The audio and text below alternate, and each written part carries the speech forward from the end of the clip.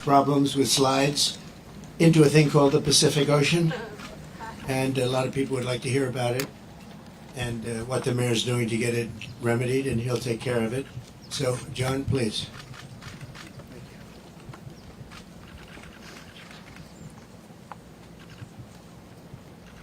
Well, I was only expecting to come speak with the president today.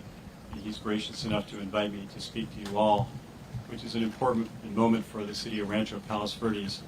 In 2002, the Trump Golf Course opened up here, and they've been a great business here in our community. As the president mentioned, our city has been having a lot of issues with a landslide that's less than a mile from here. We have about 600 homes, several thousand residents that have been affected. We've lost power, gas, and it's been moving at an unprecedented rate for the last couple of years because of the rain. We believe we can solve the problem, but we really need the assistance of the state of California and the federal government.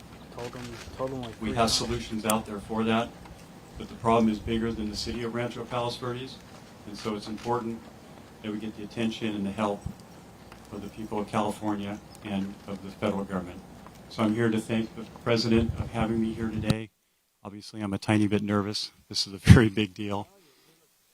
Oh, thank you. So anyhow, we very much appreciate you all being here, and of course, I know you're here for the president, but covering what's going on in our city is really important, and it's meant a lot to our community of 42,000 people, so thank you so much.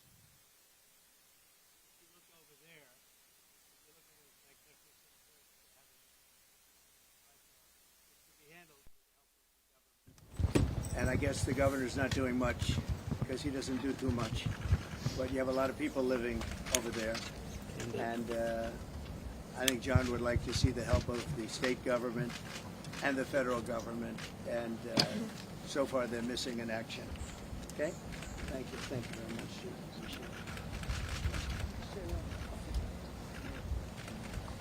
This is Trump National Los Angeles, and it's been a tremendous success for a long time. I guess Lily would be 18 or 19 years, I think, right? And I built it. And I have a little bit of a motto, but we never have to advertise because it's always loaded up with golfers, very good golfers. It's a world championship course.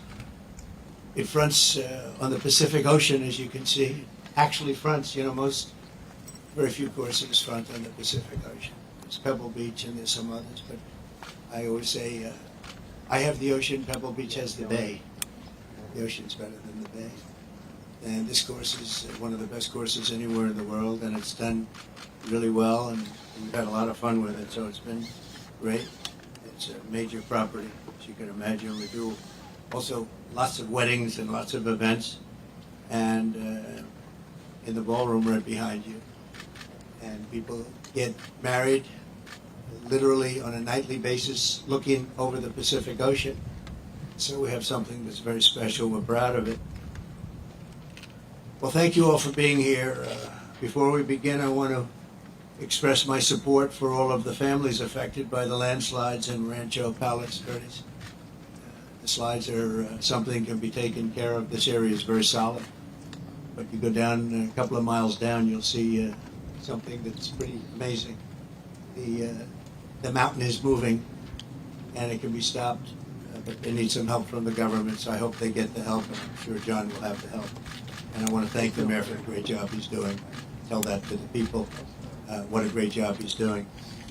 I just met with the mayor, and especially want to salute all of the public safety and emergency personnel who are working down the road, as well as the utility workers who are fighting to restore service to local residents. It's another thing when you live along the coast. Sometimes that happens.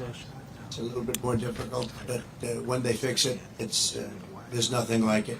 There really is nothing like it. I'm here today in California with a very simple message for the American people. We cannot allow Comrade Kamala Harris and the communist left to do to America what they did to California. The state of California is a mess with people leaving, and nothing's going to stop them. They're going to other states. Some are going to other countries. But what they've done, Gavin Newsom and Kamala, I'd almost say Kamala more so. She destroyed San Francisco and she destroyed the state. When you look at the kind of destruction that's taken place, it's all man-made or woman-made destruction too. It's things that should have never happened, but we're not going to let that happen with 4 more years of her in the White House, because if you have what happened to this country as what they allowed to happen in California and San Francisco, one of the great cities of the world 15 years ago, and today it's not in a very good position, put it mildly, in the state, which is probably the best piece of real estate in the world, the state. You have the sunshine, you have the ocean, you have everything, you have the perfect weather, the best weather, and they've hurt it so badly, so badly. Decades ago, San Francisco was known as one of the most beautiful cities anywhere in the world. A friend of mine, a friend of a lot of the people here, Bob Tisch, used to say San Francisco is the best city in the United States, the best city there is. And he passed away a number of years ago, but he wouldn't believe it. He used to always talk about San Francisco as our greatest city. He owned Lowe's, good company, great company. And he would say it constantly, and now you see what's happened. And it can be brought back, just like our country can be brought back, because we're a nation in decline. The decline of this whole state is one of the sad chapters in what's gone on with the radical left lunatics that we have to put up with. As the San Francisco district attorney, Kamala was the godmother of sanctuary cities.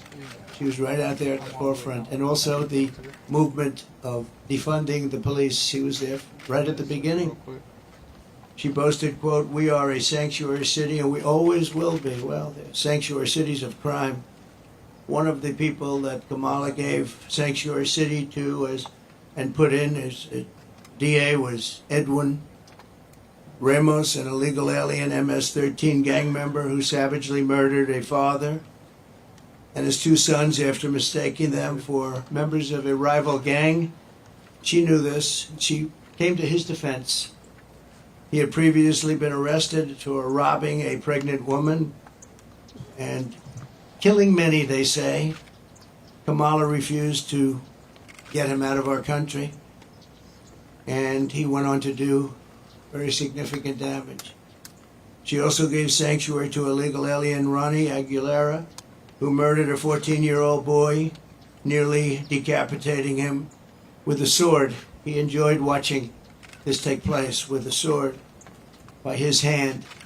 Kamala launched her tenure as DA with a San Francisco police group described as a, quote, fire sale for plea deals.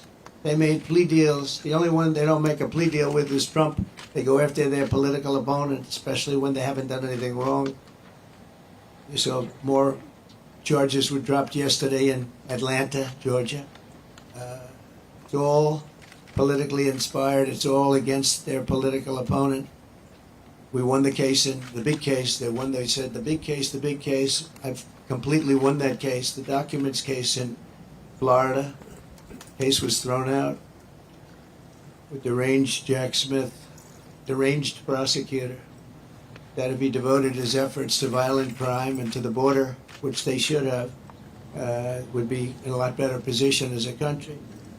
In one sweetheart deal, Kamala gave only 12 years to a monster known as David Taylor, who got high on crack and murdered a 65-year-old mother with a hammer and a pair of scissors.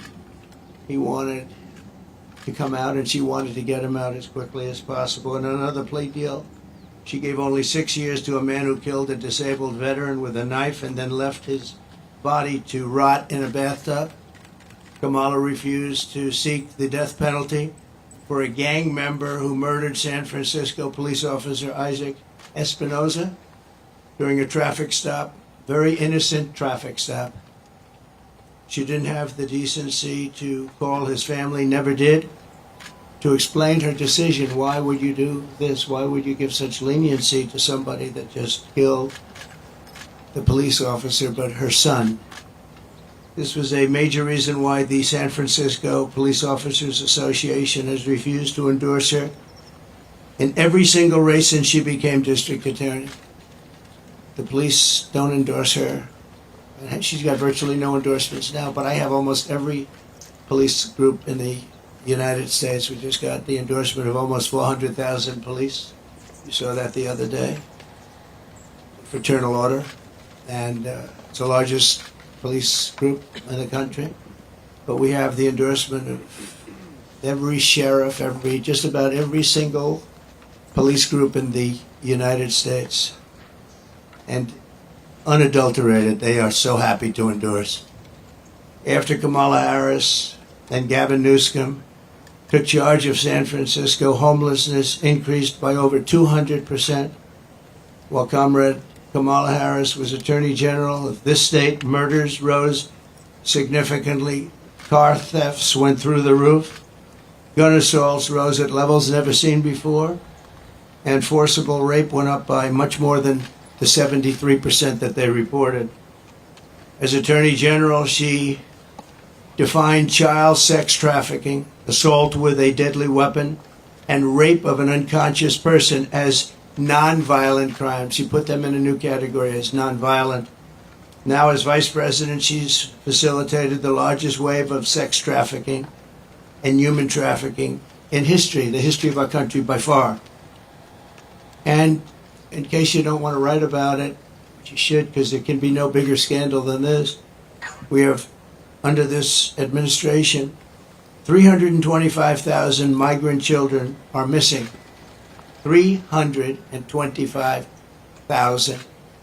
In other words, take your biggest stadium in California and you could fill it up 5 or 6 times. Those are all missing children. Many of them are dead. Many of them are sex slaves and slaves of different nature. But her destruction of the law and order in California did not end there. In 2020, Kamala Harris proudly endorsed defund the police. We're going to defund the police. Anybody that was even in favor of defunding the police for 1 month, let alone her entire career, should never be president of the United States. She supported a plan to cut the LA Police Department by at least $150 million and ideally more. This is when your crime in LA was reaching very significant heights. Today it's at the highest level it's ever been. Harris also endorsed the Marxist, Soros-backed prosecutor George Gascon to be district attorney of Los Angeles. And with Kamala's support, Gascon has unleashed hell upon the residents of Los Angeles, absolute hell. Kamala supported Gascon's decision to stop prosecuting criminals for trespassing, disturbing the peace, making criminal threats, loitering to commit prostitution, and resisting arrest. And these are some of the best areas in your state. They were left alone. They were protected by him, actually protected by him. They've been trying to get him out for a long time, but she helped. And this is where she's coming from as president. This is where she's coming from. This is why all of her policies changed. She was anti-fracking. She was anti-everything. And all of a sudden, she changed. Even the first question she was given at the debate gave one of the dumbest answers. They were asking about pricing and would you be better off today or 4 years ago? Prices have gone up at numbers that nobody's ever seen before. And just the concept of being better off, she didn't give the answer. She talked about when she grew up, nobody knew what the hell she was talking about. And based on the polls, it didn't work because Rasmussen, as you probably saw, just came out and they just lifted me up by 6 points, the president, which is one of the biggest increases they've ever had in one little short period of time of a couple of days, up 6 points. And I thought the debate was great. I thought I did very well, but I was fighting 3 people. I was fighting the crazy left radical lunatics at ABC, I think considered the worst, by me, considered the worst broadcaster out there.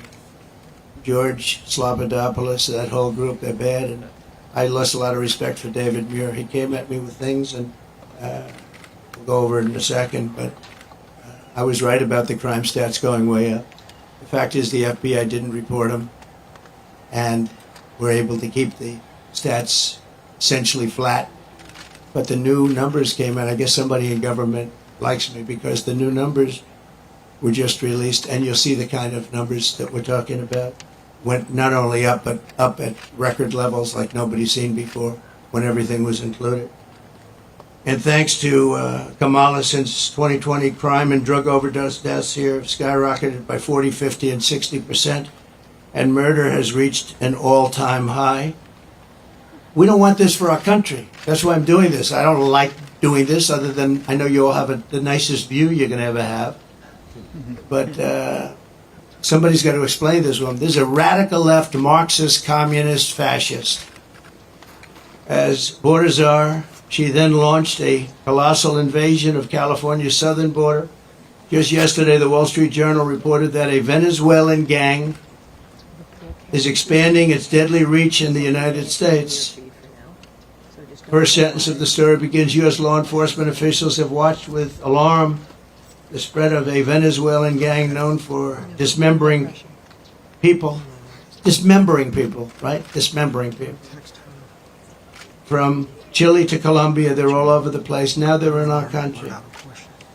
They're known as MS-13. They're considered the meanest, toughest gang in the world. In Long Island, not so long ago, two young 16-year-old girls were walking to school, and they carved them up with a knife. They killed both of them. They carved them up with a knife. They didn't want to shoot them.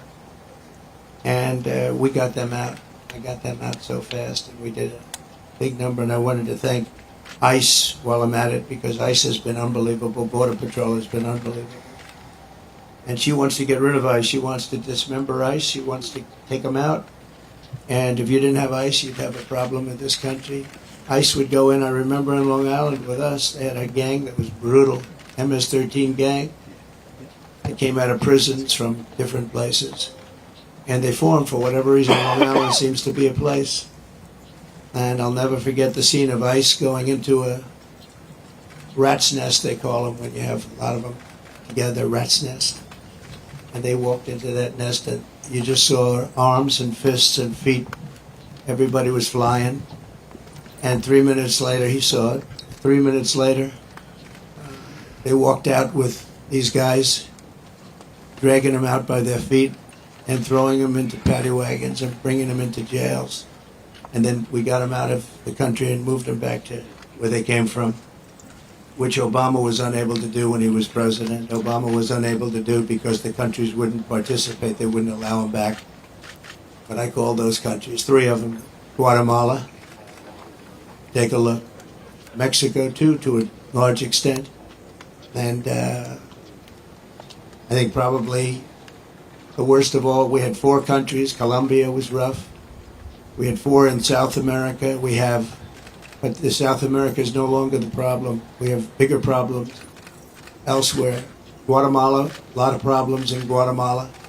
A lot of bad people coming out. We called, I said, let me speak to the president. I told him, you're not getting any more foreign aid. We get $750 million a year. I said, no more foreign aid. Why? Because you send people over in caravans and you won't take them back, and they're criminals, and we don't want them in this country. You wouldn't take them back with Obama. They would put planes on the runways, big planes on the runways, so you couldn't land the planes loaded up with prisoners. And I said, that's okay, you can keep doing it. We're not paying you 10 cents. And they called me back 20 minutes later, one of them the next day, three countries. And they said we would be honored to take MS-13 back. We like them very much. We're wonderful people. And we got them out by the thousands and thousands. We got them out, and that I attribute to ICE and Border Patrol. They're incredible people. Not only is Comrade Howard, I mean, if you take a look at this, but not only is Comrade Kamala allowing illegal aliens to stampede across our border, but then it was announced about a year ago that they're actually flying them in. Nobody knew that. They were secretly flying in hundreds of thousands of people. Some of the worst murderers and terrorists you've ever seen. They were taking anybody that wanted to come in. And they're flying them in. So when they tell you about their borders a little bit better than it used to be, they only did that for election reasons. Not good, but it's a little bit better. But they don't tell you that The flights are still coming in here, bringing in thousands and thousands of illegal aliens, and they're being dropped into the midsection of our country, because all states are really border states right now. And I'm the border president. I solved it in 2016, probably got elected because of that in 2016. And really, there was nothing to do in 2020. I said to my people, I want to talk about the border, what a job I did. They said, sir, nobody cares you did it. It was good. We went from a terrible border to a great border very quickly. I did a great job. And then I come in and I look at what's happening now, and the only difference is that the border in 2016 was 1/20th what it is now. We have the worst border in the history of the world. There's never been a border like this. And I want to be the border president, and I hope you call me the border president, because I'm going to show you what a border security job we can do, and we're going to do a job like never has been done before. There's never been a border like this. I believe the real number is 21 million people are here, and many are thugs, criminals. And remember this, if you go to South America, and if you go to these countries that have taken their prisoners out of their jails to empty their jails and dumped them into the United States like we're a dumping ground, you're going to see their crime rates have gone down by 50, 60, 70, and 80%. If you look at Caracas, Venezuela, they took their criminals and drug dealers and rapists off the street and they dumped them into the United States of America. Dumping ground, they call it. We're a dumping ground for Venezuela because we have stupid people running our country. And you think Biden's bad? This one's going to be worse than Biden. Over the past 3.5 years, Kamala has resettled 500,000 illegal migrants from Haiti into American communities, including over 200,000 who Kamala has illegally flown into the United States by airplane when they couldn't get through the border because the border guards backed up. They were refusing to let them in. They don't want it. They love this country. They're saying, well, you can't do this to our country. They flew them in right over the top of the border guards. And they're doing it right now. They're doing it right now.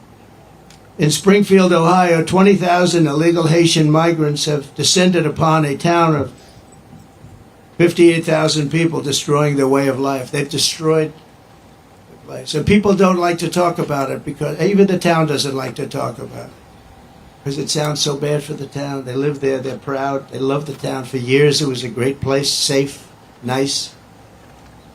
Now they have 20,000, and I actually heard today it's 32,000. It's the new number. Illegal aliens are now coming in from all over the world, from prisons, jails, mental institutions. They're coming in at levels that we've never seen before. We cannot let this happen to our country. And I will be your border president, and I hope you call me a border president. I never thought I'd have to say that again because we fixed the border, and now it was 100% beautiful. And that includes fentanyl and drugs and everything else. We had it fixed, and now nobody's ever seen anything like it. And I guess they want to do it because we built hundreds of miles of wall, and we had hundreds of miles, I said, after we completed, much more than I said I was going to complete. And it had a huge impact. But after I completed it, we had all of this wall to be put up. It could have been put up in 200 miles, could have been put up in 3 weeks, would have been totally sealed, and much larger than I originally said, but it worked so well. We were doing so well. And not only didn't they put it up, they sold much of it for 5 cents on the dollar. Very expensive wall, has wires inside of it for technology. Hardened steel, hardened concrete, and rebar.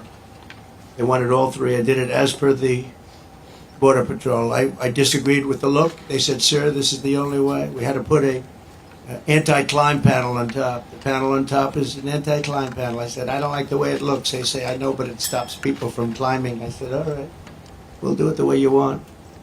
A president has a duty to keep you safe. Kamala will turn America into a poor, violent, third world refugee camp. It already sort of is.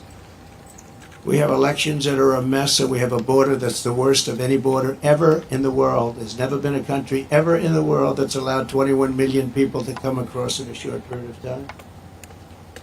And children, and the children of American citizens are at the mercy of barbaric criminals. You take a look at what's happening in Colorado. The governor's afraid to even talk about it. The governor is a Democrat. Colorado, I hope you're going to vote for Trump because you're being stampeded by your own politicians. The governor can't talk about it because he can't go against the policies of these lunatics that want all these people to come into our country without knowing who they are. We don't even know where they come from. As of last week, I was told by Tom Homan, we had a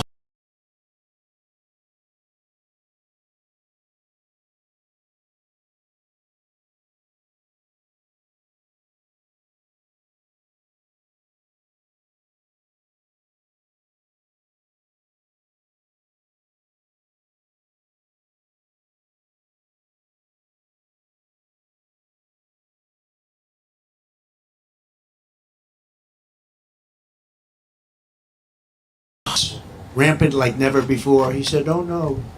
He said, crime is going down. He said, where are you coming from?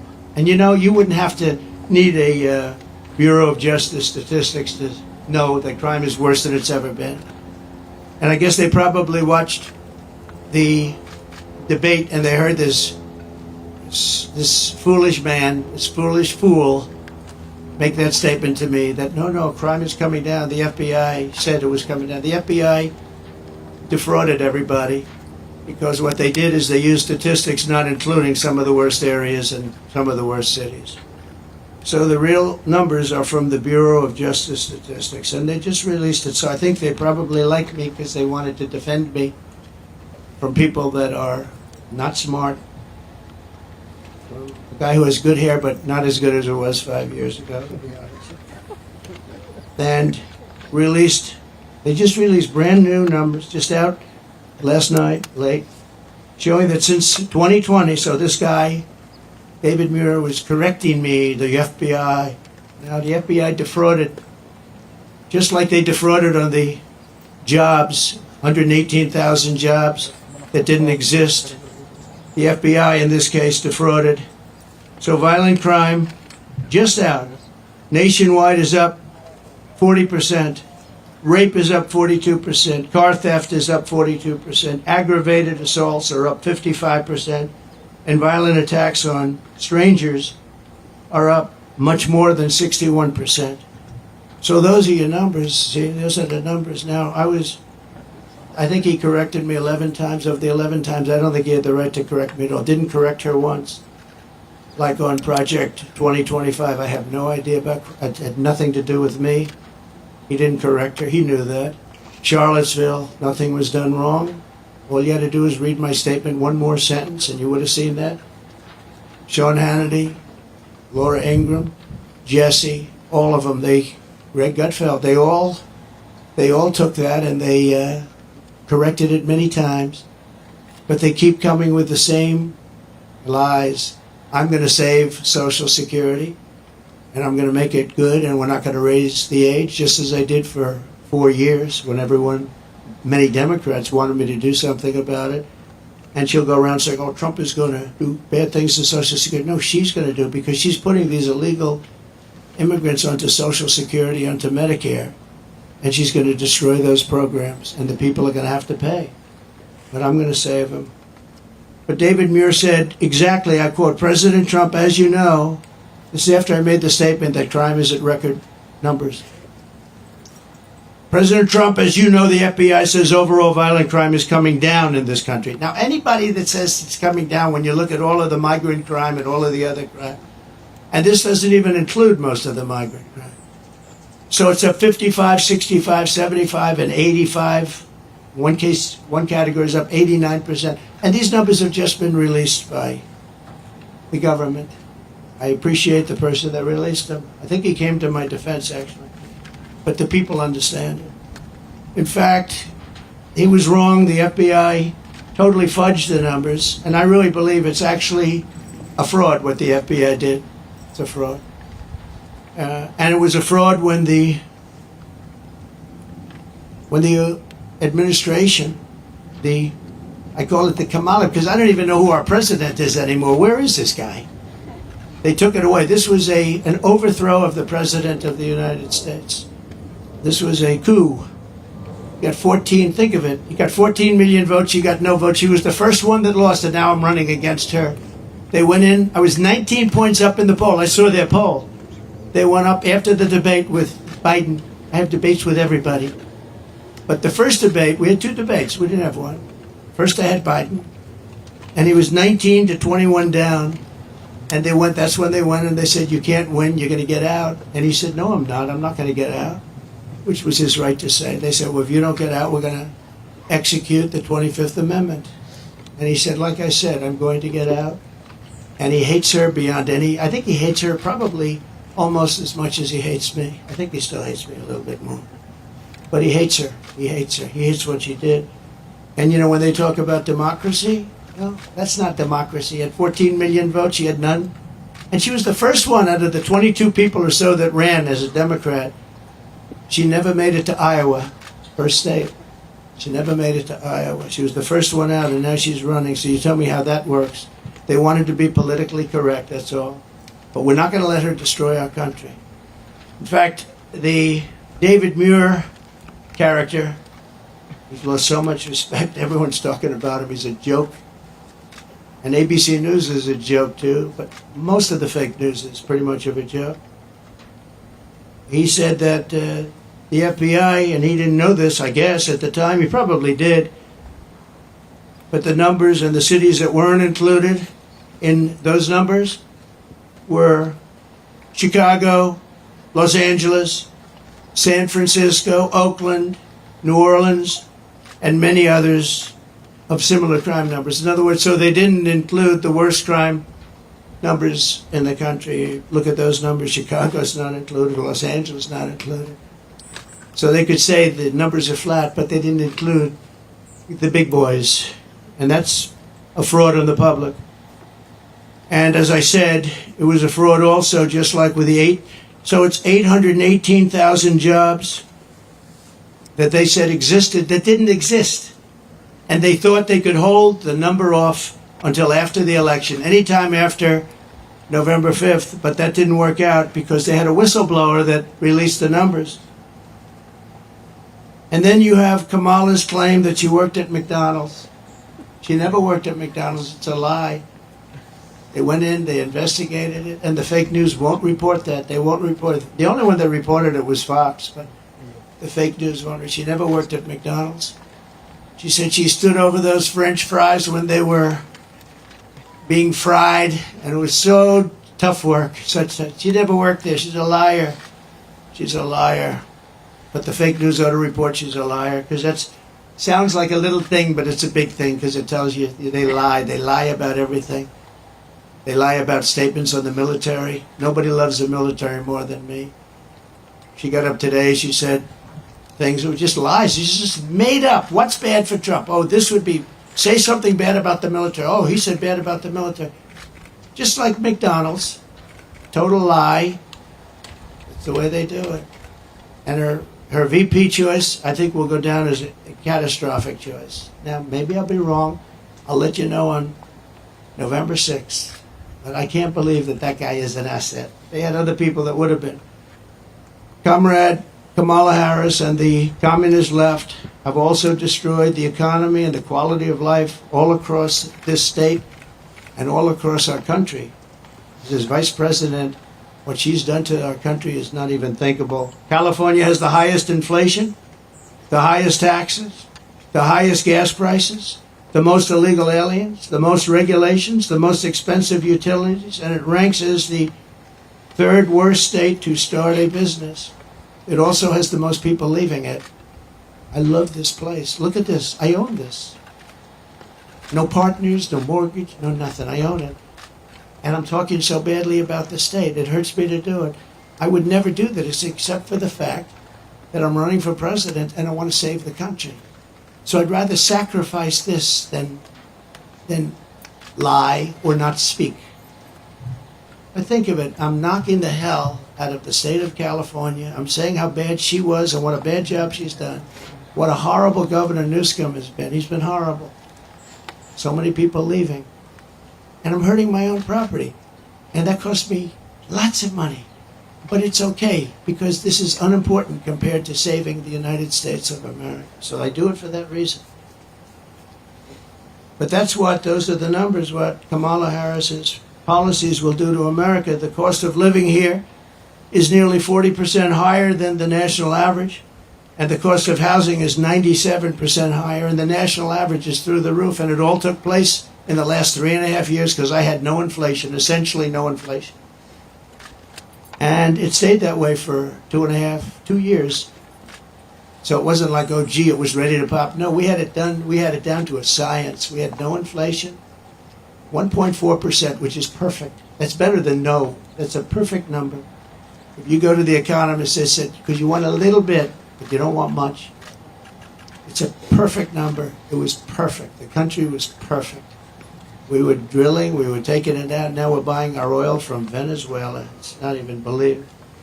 It's interesting. They give him billions of dollars now, Maduro, the dictator. I call him the owner of Venezuela. They give him billions and billions of dollars, but then they foreclose on his plane.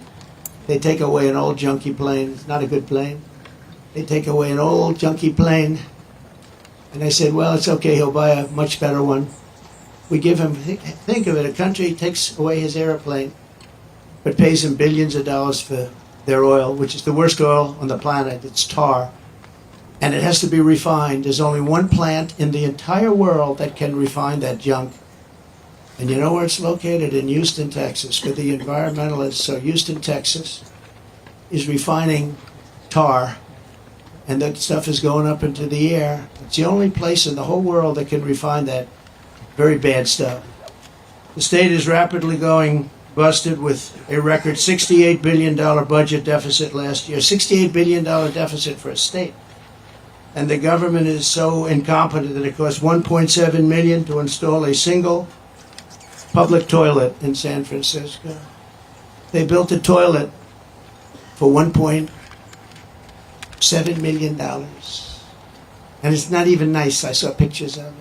I built this whole thing for less than that. Unsurprisingly, more Americans are now leaving California than any other state in the union, and over 500 companies have left since 2020. It hurts me to say it. Look, I have this unbelievably valuable asset, and here I am knocking the hell. I'm sitting here thinking, and I know this, I've known it for every time I speak badly of New York. We have a very bad attorney general there. She's a political hack who got elected saying, I will get Trump, I will get Trump, I will get him, Letitia James. And they had a phony case where they value a house that's worth $1 billion to $1.5 billion at $18 million. The judge was corrupt. And she's corrupt. Very corrupt person. It's a political hack. And then we have the other cases, and they're all headed up by the White House. They sent their people in, one person in particular, but they sent their people in to head up the cases in the state. They sent their people in from the DOJ in Washington, highest officials, to go to Letitia James, work there, get that started, and then go to the DA in Manhattan. But I think the appellate courts are going to see what's happening. I really do. I believe in that. But it's hurting New York because businesses are moving out of New York because of it. They used a consumer fraud statute, which has never been used before for this, to get me in New York. And I had no jury. You can't have a jury. You're not entitled to a jury. Nobody's ever seen anything like it. But I'm sure, I feel sure that the appellate courts will come in and defend, because otherwise our country is finished. A thing like that can happen. And no company wants to move into New York because of it. Very, very bad for New York. In the face of this crisis, the Kamala Harris Democrats in Sacramento, they're in Sacramento and all over the place, just passed a bill that I think the governor is rejecting. I hope he rejects, but I think he was given a lot of pressure. $150,000 home loans for only illegal aliens. But the fact that it even passed, I would imagine he'd reject it if he hasn't already done so. They also passed a law that allows state authorities to take children from their parents if they don't, quote, affirm their child's gender identity. When Kamala Harris said the values that she has have never changed, I really think that was probably the only true statement that she made.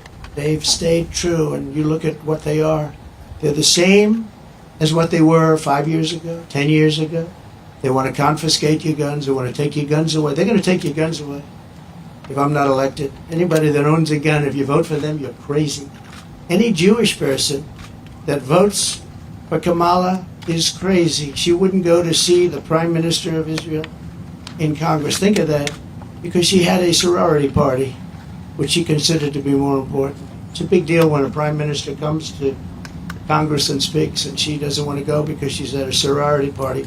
But that wasn't really the reason. The really reason is that she hates Israel. And I say that Israel will not exist in 2 years from now if she's elected president. And she'll be very happy if that happened. Israel will not, mark me down, you know, they have a hat, and I didn't put it. They say, you know, Trump was right about everything. I've been right about everything. So I end on that, and I just want to say that I'm going to hopefully be elected.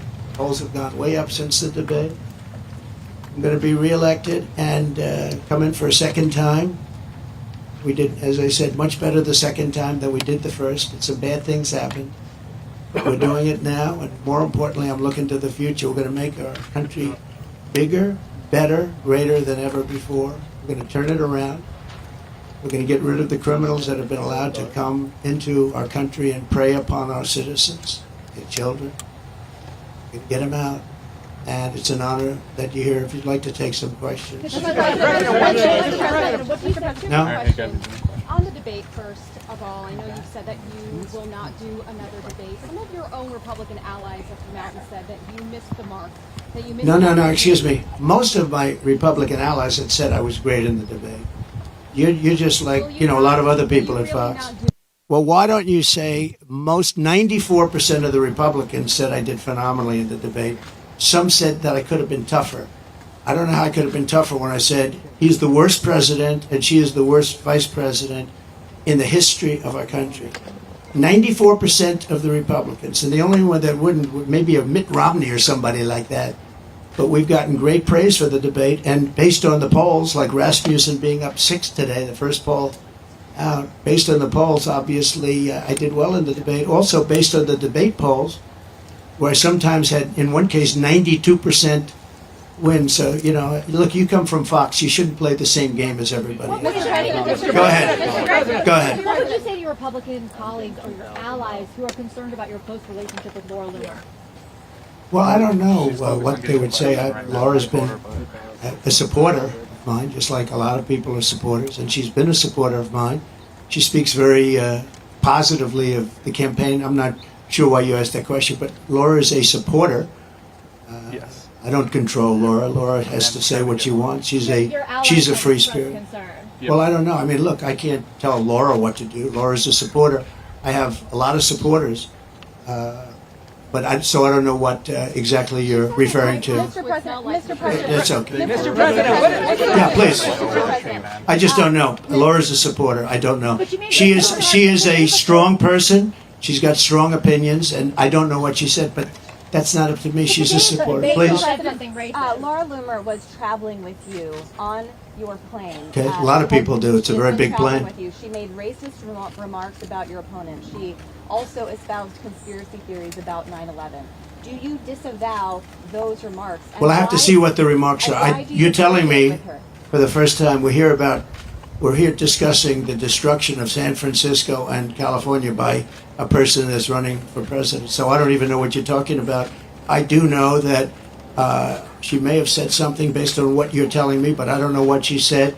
But I'll go take a look and I'll put out a statement later on. But I really don't know. Mr. President, Springfield, Ohio is experiencing a migrant crisis. Will you Yes. use an event there to show the media what's actually happening, maybe a town hall? Well, we could, and maybe we'll do that. Where are you from? Real America's Voice, That's good. Very good. Amanda Head. They're doing a very good job. Yeah. Mr. President, what changed? No, I will. Maybe Springfield, maybe Aurora, maybe both. We'll go there. I can say this: we will do large deportations from Springfield, Ohio. Large deportations. We're going to get these people out. We're bringing them back to Venezuela. You know, he told Biden he's not accepting anybody back. They moved all their criminals. Not all of them, but the rest are moving in now. They emptied their jails in Venezuela, emptied their criminals, emptied the nests. They call them nests of bad people They're all now in the United States, and they're now taking over cities. It's like an invasion from within. And we're going to have the largest deportation in the history of our country. And we're going to start with Springfield and Aurora. The mayor of Springfield, Ohio, the police chief, the Republican governor of Ohio have all debunked this story about people eating pets. And now there are bomb threats at schools and kids being evacuated. Why do you still spread this false story? The real threat is what's happening at our border. Because you have thousands of people being killed by illegal migrants coming in and also dying. You have women dying as they come up. They're coming up in large groups. We call it a caravan. I think I came up with that name, but it's really what it is. 10,000, 15,000, 20,000 people. And you have large numbers of women being killed in those caravans coming up to this country. And then when they get here, they can go into the country and they end up being sex slaves and everything else. Those are your real problems, not the problem that you're talking about. Yeah, okay. One American News. A quick question. So you just said that you'll carry out the largest mass deportation of illegal immigrants. How are you going to have, for example, Governor Gavin Newsom or officials in sanctuary cities comply with that? Well, you know, if you go to the people of California, they don't want to have sanctuary cities anymore. They're tired of sanctuary cities. Sanctuary cities are really blocks that protect bad people from deportation and other problems. And they're going to do it. And our federal government has tremendous power. But we're not going to let states, even like California, even though I know it's largely sanctuary state, essentially, but we're not going to let that happen to the people of California. They want these people out.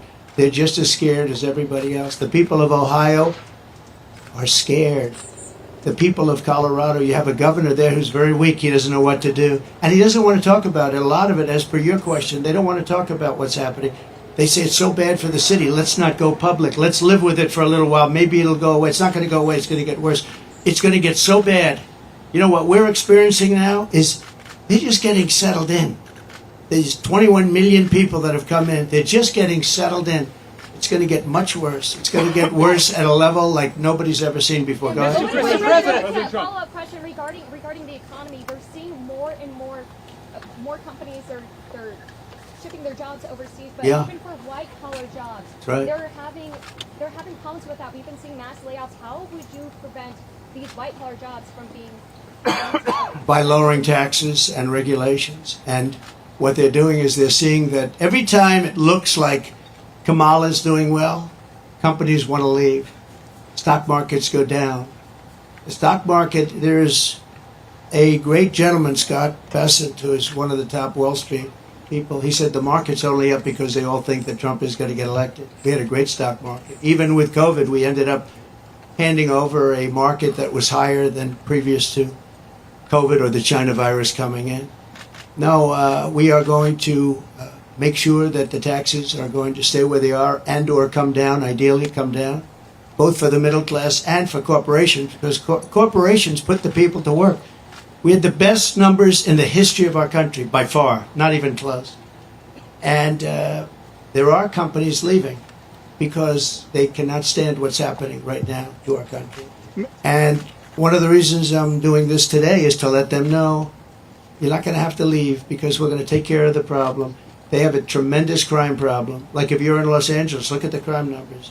And then you have the FBI lying about the numbers, saying the numbers went down. But anybody with common sense knows the numbers are through the roof. I didn't know they were as high as they are. But think of it. How good is a person from a government agency that would release the numbers when they saw that I was unfairly targeted by ABC, and you could say by the FBI with false numbers? So I have great respect. I have to find out who that person is or who that group is, but I have great respect. Go ahead, one more. North Korea, Kim Jong-un, he just toured a uranium facility. The U.S. is saying that Iran is sending ballistic missiles to Russia. How, if reelected, how would you address the situation with our adversaries? I'll be able to make phone calls and solve most of the problems. I may actually have to meet a couple of times. But, you know, Viktor Orban, and you've heard me say this, but it wasn't long ago, he said the only way you're going to solve the world problem is Trump has to be president again. And I don't say it. I didn't say it. I sort of would be embarrassed to say it. But he said everybody was afraid of Trump. He said China was afraid, Russia was afraid, North Korea was afraid, everybody was afraid. We had no wars. We defeated ISIS in 4 weeks, and they said it was going to take 5 years, right? The generals in Washington. I went there and met a great general and some great people. And I said, go to it. And he took them out in 4 weeks, 100% of the ISIS caliphate. I flew there. I flew to Iraq, to the field, and they took them out in a very short period of time, short order. We have a great military, but you know, a great military needs a leader. If you don't have leaders, then you end up with Afghanistan, the worst withdrawal from a country in the history. Look, I've gotten to know great people. I went to Arlington at their request, and I stood, and I was with them for hours. And I stood with them. They did a ceremony, and then they asked me if I'd go down to the graves of their children. They called them their children, that they always will be their children. And there were tears all over, as there should be. And they said, sir, could you take pictures with me by the grave of my son, in one case a daughter? And I said, I'd love to. And I took pictures with them for a while, and then I left, and that was it. And I got home, and I got a call from the people in the campaign. Sir, the Biden people are saying that you did this for publicity. If people knew how hard it was to get there, because I was coming from a location that was very far away, and yet they were having the ceremony, and I really felt, you know, I had them up to Bedminster, most of the family members, and I got to know them. They're great people. Their sons and daughter, just as though Kamala shot them with a pistol in her hand or his hand, they were killed by Biden and Kamala. They were killed. They should have never left from that airfield. They should have left for Bagram. We should have never given up Bagram. Bagram now is controlled by China. The reason we shouldn't have given it up was not because of Afghanistan.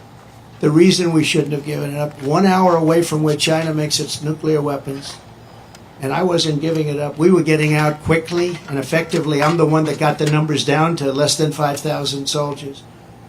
But I would have never left unless they fulfilled their obligations under an agreement. I had a wonderful agreement, but the agreement said you have to do this, this, this. They didn't do 3 of the first 5 things, so therefore they would have done it. Abdul was the leader, and he wouldn't have done it, and he would have never done that to us. And just in finishing up with that, and I appreciate the question actually, but in finishing up with that, for 18 months, I spoke to Abdul over the phone.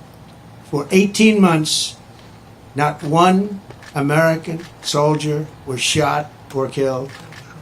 Not one American soldier was even shot at. Abdul understood.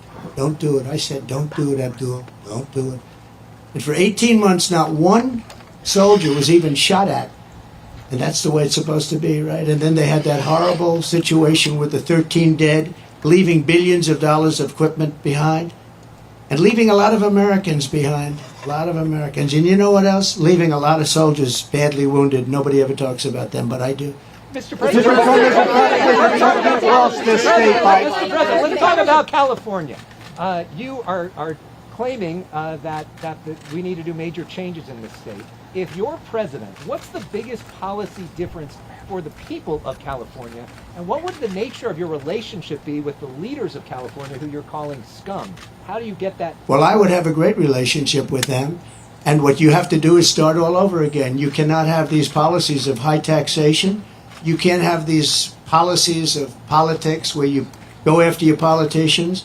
You have to have an honest voting system because, you know, you don't have an honest voting system. They send out millions and millions of ballots. They go all over the place.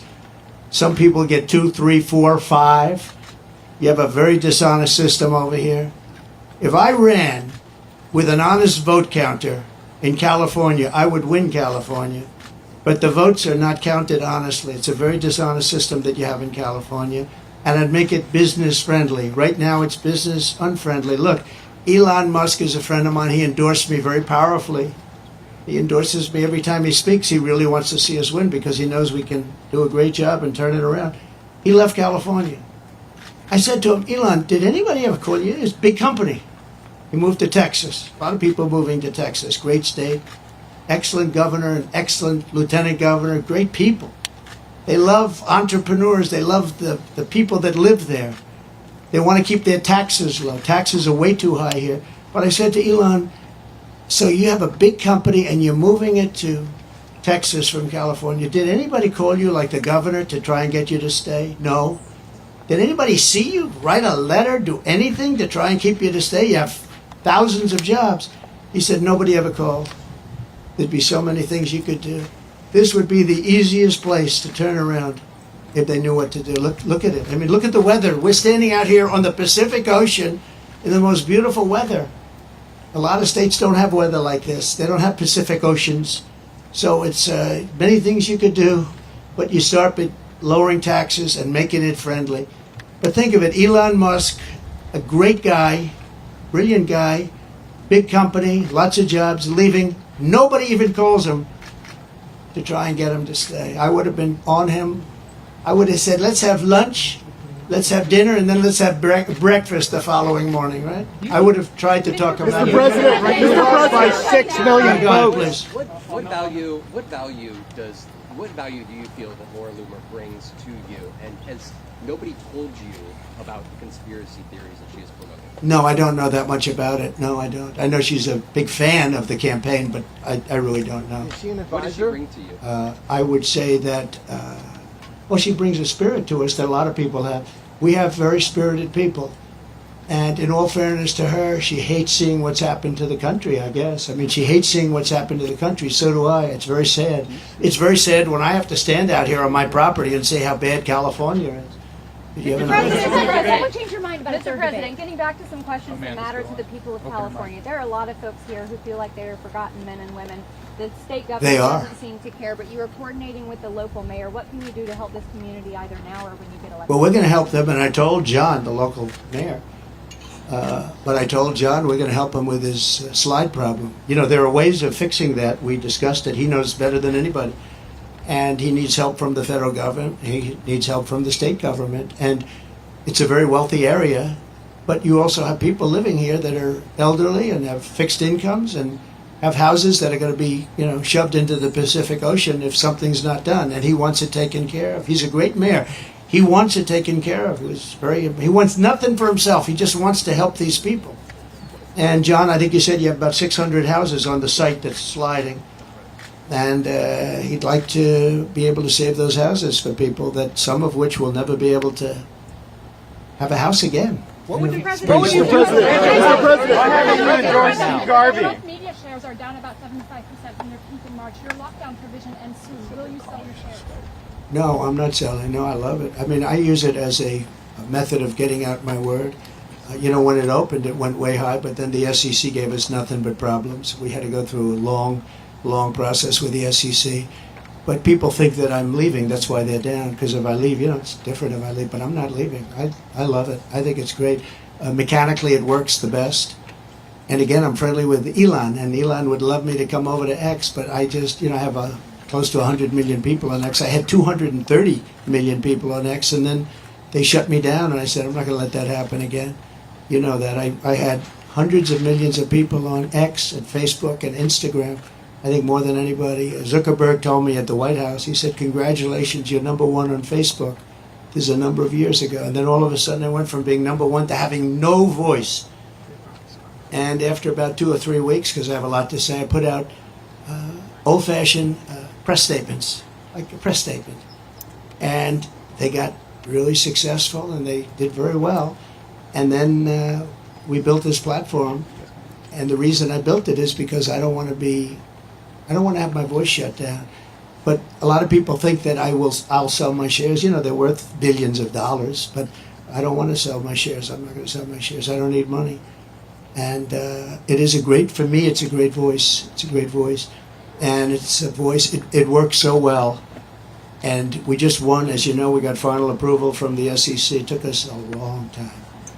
And that really turned it off. You know, when I originally opened that stock, it went from about 2 to about 182. Did you know that? It was the biggest increase in the history of the stock market. I believe, you know, I have to say I believe, because you're going to find one company, maybe more, who knows, but I believe it was the single biggest movement. And I think I was worth 61 billion from that one stock.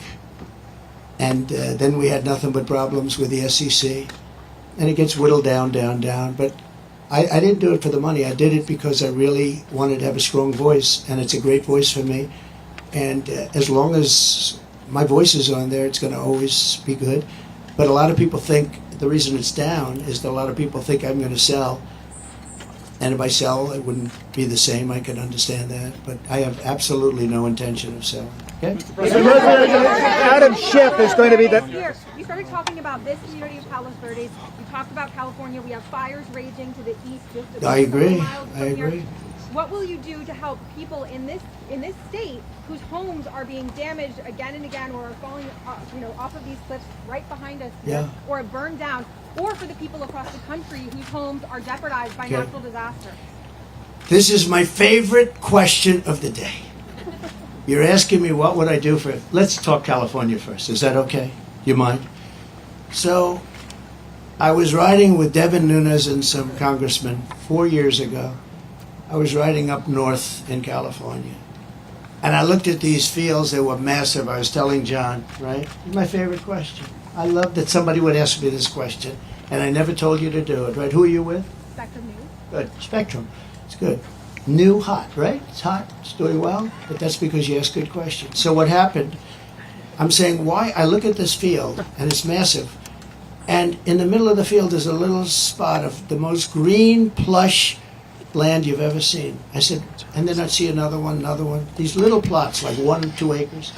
And you'd have 1,000 acres that's barren and dead and dark. And I said, what's the problem here? What is that green acreage? You know, the soil is unbelievably fertile, but they have no water. I said, so do you have a drought? No, we don't have a drought. We have the water is cut off upstate, up in the north. You know that? And the water, in order to protect a certain little tiny fish called a smelt, they send millions and millions of gallons of water out to the Pacific Ocean, way up north. Never even gets close to here. And you know, in Los Angeles and Beverly Hills, all these rich areas, they want to give you like 38 gallons of water to use. You buy a house for a lot of money and then you're allowed to use 38 gallons of water. But you have no water down here. And the reason you have no water, you have the canals. The reason you have no water is because Gavin Newsom didn't want to do it. I had it all done. I had the Department of Commerce at the time. Believe it or not, they're the ones that rule on this particular issue. So you have millions of gallons of water pouring down from the north with the snow caps in Canada and all pouring down. And they have essentially a very large faucet. And you turn the faucet, and it takes 1 day to turn it. It's massive. It's as big as the wall of that building right there behind you. And you turn that, and all of that water goes aimlessly into the Pacific. And if they turned it back, all of that water would come right down here and right into Los Angeles. They wouldn't have to have people not use more than 30 gallons and 32 gallons. They want to do that, they're trying to do that. And you have so much water, and all those fields that are right now barren, the farmers would have all the water they needed. And you could revert water up into the hills where you have all the dead forests, where the forests are so brittle. Because no place is like California. I go to Austria. The head of Austria tells me, we have trees that are much more flammable than what you have in California. We never have forest fires because they maintain their forests. And you have all that water that could be used as water, what they call water flow, where where the land would be damp. And you'd stop many of these horrible fires that are costing billions and billions of dollars by the federal government, etc. So one thing I'm going to do for California, vote for me, California. I'm going to give you safety. I'm going to give you a great border. And I'm going to give you more water than almost anybody has. And the farmers up north are going to be able to use 100% of their land, not 1% of their land. And the water is going to come all the way down to Los Angeles. And you're going to have more water than you ever saw.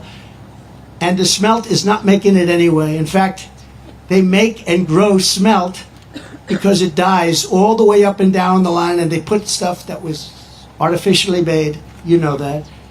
So you're going to have water in California at a level that you've never seen before. The farmers are going to do great. Those fields are going to be all green instead of 1% green. And maybe even more important, you're not going to have illegal immigrants pouring into your country and killing your family. You're not going to have the problems that you have right now. We're going to lower your taxes. We're going to bring the car industry back because your car industry is gone. We're bringing it back to Detroit at levels that you'll never see again. We'll bring it back to better than it was 30 years ago. But with this group, everything is dead. The automobile industry is dead. The water coming here is dead, and Gavin Newsom is going to sign those papers. And if he doesn't sign those papers, we won't give him money to put out all his fires.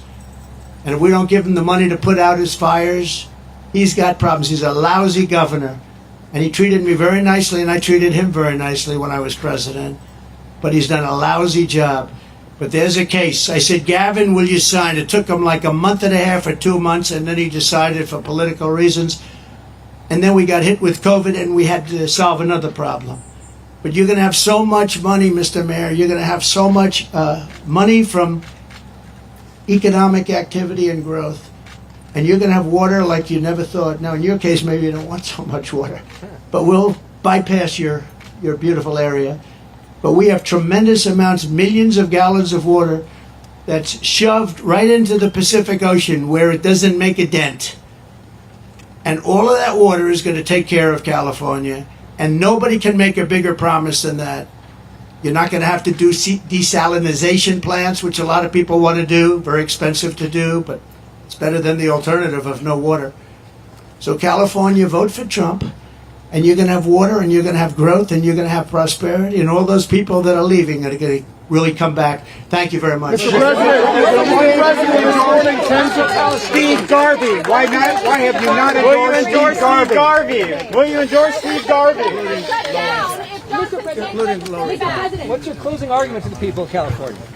Thank you, everybody. Will you endorse Steve Garvey against Adam Schiff? Mr. President, I hear President, this morning, tens of thousands of Boeing factory workers went on strike. Oh, that's so sad. There's a concern about what this could mean for the airline industry that continues. Very long-term. bad, very bad for the industry, very bad for Boeing. If it Very does sad. continue into November, what would you do as Well, president somebody's got to help get. to resolve it? I will get it solved. Will you endorse Steve Garvey against Adam Schiff? I don't know much about Steve Garvey. I think he's made a big mistake because he hasn't reached out to MAGA. And if he doesn't have MAGA, he's got no chance. So he has not asked for your endorsement? Well, I haven't spoken to him. I'm hearing he wants the MAGA endorsement, but he's got to call me. But if he had MAGA endorsement, he could win. If you had an honest election, he'd win. But you don't have an honest election.